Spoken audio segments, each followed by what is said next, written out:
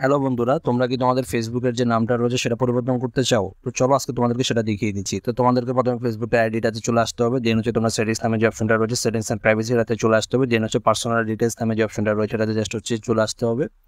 এরপর তোমরা হচ্ছে তোমাদের যে ছবিটা শো করে এখানে হচ্ছে জাস্ট হচ্ছে প্রোফাইল, এটাতে হচ্ছে জাস্ট হচ্ছে ক্লিক করে দিতে হবে। তার আগে বলে রাখি, এরকম ইন্টারেস্টিং ভিডিও আমার চ্যানেল এবং পেজে প্রতিনিয়ত আপলোড হচ্ছে।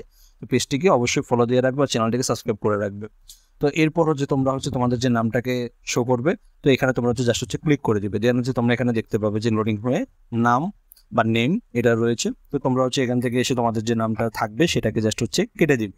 কেটে দিয়ে জাস্ট হচ্ছে তোমরা এখানে তোমাদের যে নতুন যে নামটাকে দিতে যাচ্ছ সেটা তোমরা হচ্ছে এখানে দিতে পারো। তো বাই দ্য ওয়ে আমি হচ্ছে এখানে আমার নামটা আব্দুর রহমান আশিকটা কেটে আব্দুরটা কেটে এখানে আমি এমডি করে দিয়েছি। মিডল নেমটা তোমরা হচ্ছে এখান থেকে যে কোনো একটা দিতে পারো। এরপর লাস্ট নেমটা দিয়ে জাস্ট হচ্ছে সেভ চেঞ্জেস এখানে ক্লিক করে দিবে।